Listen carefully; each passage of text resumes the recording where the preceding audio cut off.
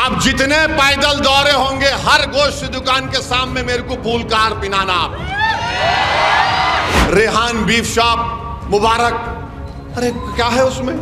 इडली जिंदाबाद बोले तो तकलीफ नहीं आपको, जो खाना चाहता खा ले, बसूअर भी खाते खाओ। बीफ की खरीद की दुकान पे मैं गया तो आसमान सर पे उठा लिए, यानी तुम्हारे को पैसे मिले तो जिंदाबाद, और मैं गरीब की दुकान पे जाके बोला तो हाँ कैसा बोले, पूरे के पूरे रोड पे निकल के पागल हो जाएंगे अगर मैं बंद करा दिया तो पूरे शराब के दुकानों को। खासुल खास वोट बैंक, क्या जबान इस्तेमाल कर रहे हैं आप मेरे भाई। आप देख रहे कि गोश्त के नाम पर मारा जाता है। मैं एक गोश्त की दुकान पर गया, बल्कि कहना चाह रहा हूं बीजेपी वालों को, अब जितने पैदल दौरे होंगे हर गोश्त दुकान के सामने मेरे को फूल का हार पिनाना आप। खैरिए, गोश्त की दुकान है, कारोबार कर रहा हूं ने, कुरैश ब्रादरी वाले उनका बरसों उनका वही है कारोबार ने। आप वहां जाके बोले रेहान बीफ शॉप मुबारक, अरे क्या है उसमें? मैं इडली की दुकान पे जाके इडली डोसा वड़ा खाया। इडली जिंदाबाद बोले तो तकलीफ नहीं आपको, वड़ा जिंदाबाद बोलूं, डोसा जिंदाबाद बोले तो तकलीफ नहीं है आपको।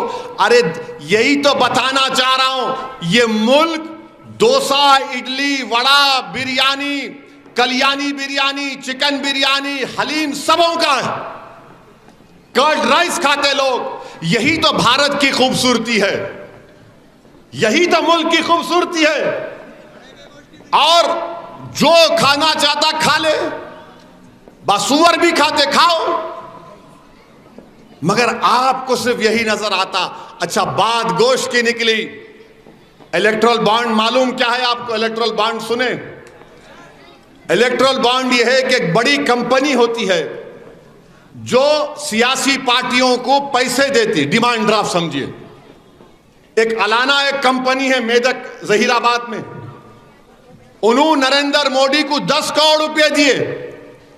बीफ की कंपनी है, एक्सपोर्ट करते हैं, 10 करोड़ नरेंद्र मोदी को दिए, 1.5 करोड़ उद्धव ठाकरे को दिए। और हम एक बीफ की खरीद की दुकान पे मैं गया तो आसमान सर पे उठा लिए। अरे कुछ तो शर्म रखो, तुम 10 करोड़ रुपया लेते एक बीफ एक्सपोर्ट कर रहा हूं ने, यानी तुम्हारे को पैसे मिले तो जिंदाबाद, और मैं गरीब की दुकान पे जाके बोला तो हाँ कैसा बोले। अरे क्या कमाता हूंगा गरीब वो। और हमारे हिंदू भाई में जो समाज कटिक समाज है वो भी गोश्त बेचते। माने आप क्या करना चाह रहे हैं इस मुल्क को? आप इलेक्ट्रल बॉन्ड 10-10 करोड़ लेंगे अलाना कंपनी से, और असदुद्दीन ओवैसी ऐसा बोले, वीडियो डाले। अरे शराब बिकती, हम क्या बोलते भाई? शराब की दुकान हम क्या बोलते? मस्जिद के स्कूल के उतने दायरे में मत रखो आप। मैं भी कल खड़ा हो गया अगर बोला मैं कि रमजान में शराब की दुकानें बंद रहना, पूरे के पूरे रोड पे निकल के पागल हो जाएंगे अगर मैं बंद करा दिया तो पूरे शराब के दुकानों को। आप समझ रहे हम नहीं बंद करा सकते, हम एहतजाज नहीं कर सकते। हम जानते हैं ये जमहूरियत है, कानून के लिहाज से काम करना है। आप कौन होते? नहीं, तुम ये कपड़े नहीं पहनना, तुम आरएसएस की चड्डी पहनना, क्या मतलब?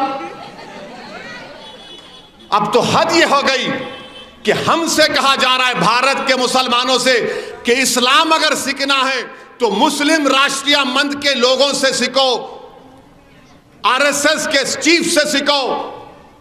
भाई उन्होंने क्या फजीलतुल शेख है, फिक़्ह उनको क्या मालूम?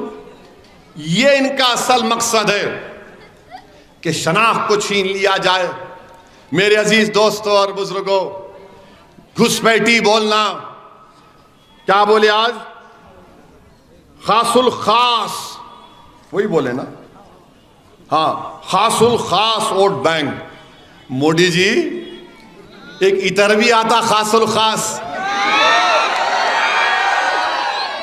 हम उसको पाया लगाते हम। खासुल खास वोट बैंक, क्या जबान इस्तेमाल कर रहे हैं आप। मगर आप अपने ओरिजिनलिटी पे आ गए। आप बता दिए कि आप हीरो नहीं हैं, आप बता दिए कि आपका असली चेहरा यही है। और 13 मई को आपको याद रखना पड़ेगा और अपने एक वोट का सही इस्तेमाल करना पड़ेगा। आप अंदाजा लगाइए क्या क्या बोला जा रहा है। अमित शाह के बोलते कि मैं रिजर्वेशन निकाल दूंगा, मजहब के नाम पे झूठ बोलते अमित शाह बीजेपी, मजहब के नाम पे रिजर्वेशन नहीं मिल रहा। आर्टिकल 15 और 16 में समाजी और तालीमी पसमानदगी की बुनियाद पर सुप्रीम कोर्ट ने दिया है, और मुसलमानों को नहीं, मुसलमानों में जो जात बरादरी है, कृष्णन की रिपोर्ट है, एक एंथ्रोपोलॉजिस्ट बोलते अंग्रेजी में, उन्होंने रिपोर्ट बनाई थी, उसके बावजूद भी बोलते नहीं। क्यों? क्योंकि बीजेपी आरएसएस इस बात को पसंद नहीं करती। मोदी को नफरत है अगर कोई बच्चा तेलंगाना का, आंध्रा का डॉक्टर बन रहा है जिसका नाम असदुद्दीन ओवैसी है, कोई इंजीनियर बन रहा है, नफरत है, कोई पुलिस कांस्टेबल में रिजर्वेशन से कांस्टेबल बन रहा है, नफरत है, कोई टीचर बन रहा है, नफरत है, कोई डीएसपी बन रहा है, नफरत है, कोई आरडीओ बन रहा है, एमआरओ बन रहा है, नफरत है, कोई नर्स बन रहा है, नफरत है। माने ये कुछ नहीं करना तो क्या करना? हम नहीं, पंक्चर की दुकान पे तुम बैठना। अरे नहीं, मेरे बाप दादा पंक्चर की दुकान पर बैठे होंगे, मगर आज उनका बच्चा डॉक्टर भी बनेगा, इंजीनियर भी बनेगा, ताकतवर बनेगा इंशाअल्लाह ताला। और ये लोग और ये मुखालिफीन मजलिस बोलते, मजलिस क्या करी? प्यारे, चंद्रायन गुट्टा में अकबरुद्दीन ओवैसी ने टेमरिस का स्कूल कायम किया। उस टेमरिस के स्कूल में 30 बच्चे इंजीनियरिंग के JEE, माने अपना एमसेट का इंजीनियरिंग से सबसे बड़ा होता है, JEE में क्वालिफाई हुए। गरीबों के बच्चे, ऑटो वालों के बच्चे, पंक्चर की दुकान पर बैठने वालों के बच्चे, गरीबों के बच्चे कामयाब हुए। ये मजलिस ने काम किया। इनको नफरत है इन चीजों से। ये क्या हो रहा है? ये इनकलाब क्यों बर्पा किया जा रहा है? अरे मैं नहीं रहूंगा, तुम नहीं रहोगे। जब ये बच्चे काबिल हो जाएंगे, हमारी सबसे बड़ी दौलत क्या है? तालीम याफ्ता हमारे बच्चे। दलितों की सबसे बड़ी दौलत क्या है? तालीम याफ्ता दलित। ये काम इन हिंदुत्व की आइडियोलॉजी पर यकीन रखने वालों को कभी पसंद नहीं आएगा। आरएसएस को तो नफरत है इन चीजों से। और मोदी इसीलिए कह रहे कि रिजर्वेशन खत्म कर देंगे हम। आप अंदाजा नहीं लगा सकते कितने बच्चों को मेडिकल कॉलेज में नीट क्वालिफाई करने के बाद मिलता है, उनको इंजीनियरिंग MBA MCA में मिलता है। मेरे अजीज दोस्तों और बुजुर्गों, इसीलिए मैं आपसे कह रहा हूं कि 13 मई को आपको अपना एक वोट का सही इस्तेमाल करना पड़ेगा। डरने और घबराने की जरूरत नहीं है। बहुत से लोग आएंगे, पतंग को काट देंगे। मैं भी पतंग पिलाया सो हूं।